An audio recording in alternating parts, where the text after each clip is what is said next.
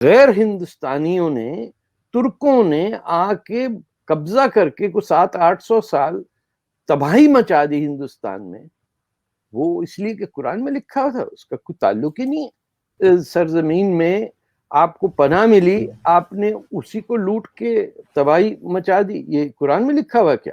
جمعے کی نماز میں آپ ہمیشہ دعا مانگتے ہیں کہ یا خدا مسلمانوں کو قوم الکافرین پہ فتح نصیب کر۔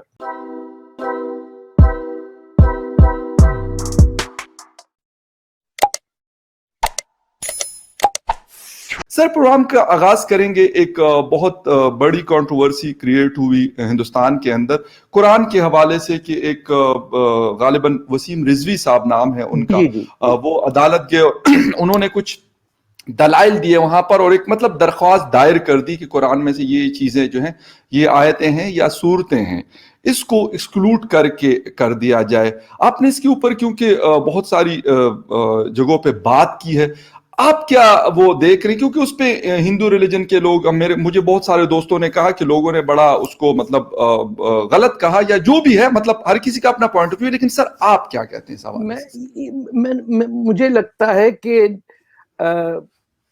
غلط ٹارگٹ پہ تیر اپنا مارنا ہے۔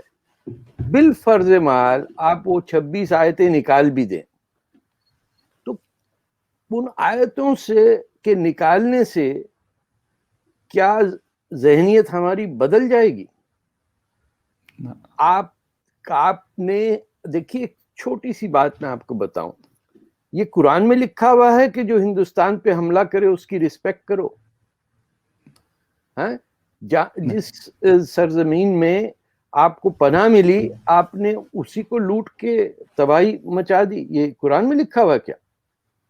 ایک وائٹ مائنورٹی رول کا آپ کو کنسپٹ اپارتھائڈ کا ساؤتھ افریقہ میں دیکھا ہے نا؟ تو یہاں تو آپ نے آ کے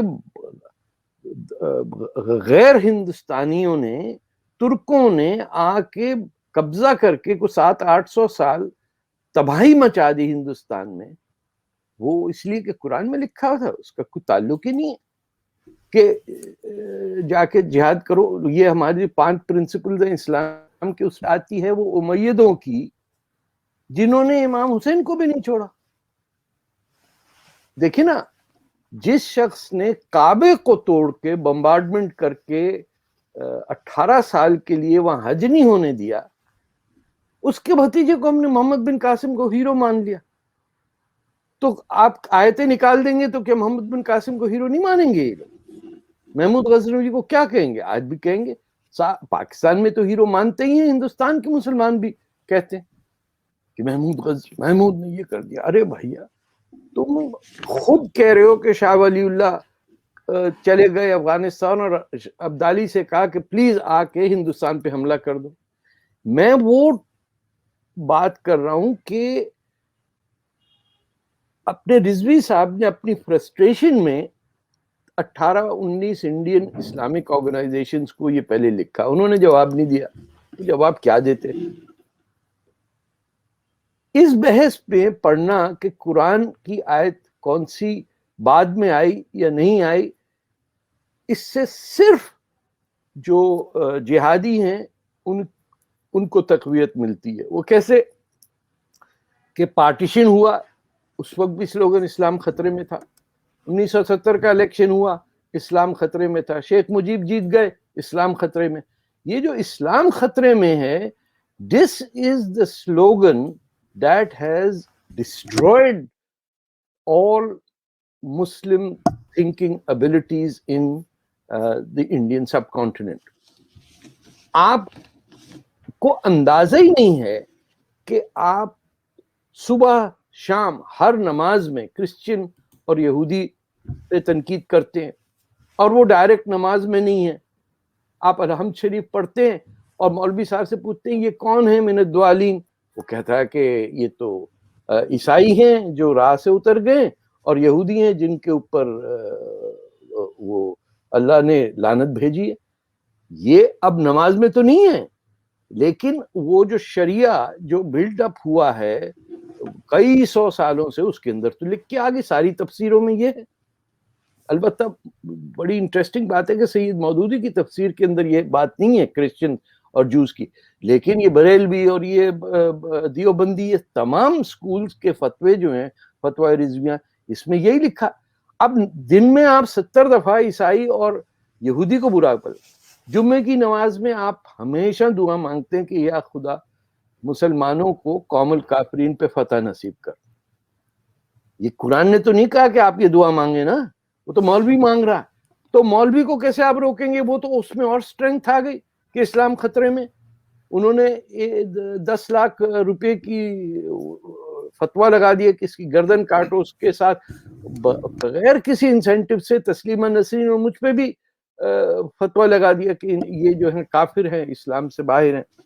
تو اس کا نیگیٹو ایفیکٹ ہوا نا. یہ تو ایک مسلمان شیعہ بورڈ وقف بورڈ کے چیئر نے کیا. اس سے پہلے 1986 کے اندر کلکتہ ہائی کورٹ کے اندر پٹیشن ہوا تھا کہ قرآن کو بین کیا جائے. وہ آگے پیچھے جاتا رہا, اس پہ کتاب بھی چھپی ہوئی ہے, خالی یہیں کہیں پڑھی ہوئی ہے, I don't have it here, کہ دی قرآن پٹیشن.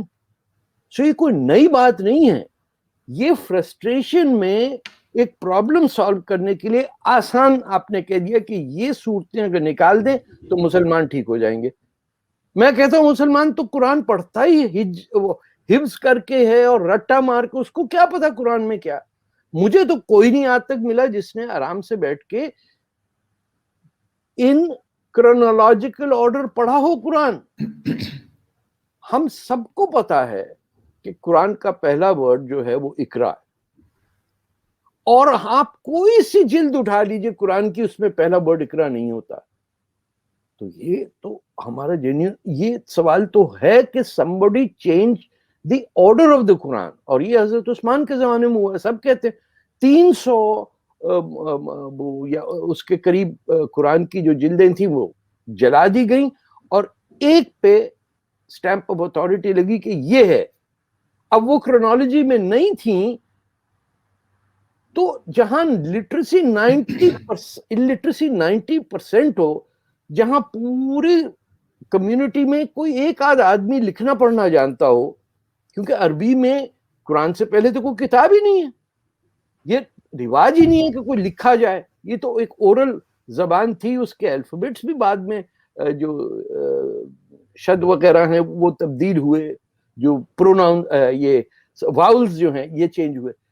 یہ سب کچھ ہمارے سامنے ہو گیا, but that doesn't solve the problem کہ آپ نے اٹھا کے within 100 years of the prophet's death آپ نے civil wars تو ان کے ڈیتھ بیڈ پہ شروع کر دی.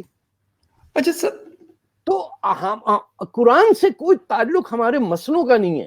جب ہم ذہنی طور پہ آزاد تھے, عرب لیڈرشپ تھی, کچھ پرشین لیڈرشپ تھی, تو آپ کا سوچ, اب بتائیے ایسے ایسے بڑے بڑے انٹلیکچوئلز ابن رشد اور ابن خلدون, یہ سارے نارتھ افریقہ کے, اسپین کے, مصر کے, بغداد کے یہ لوگ ہیں.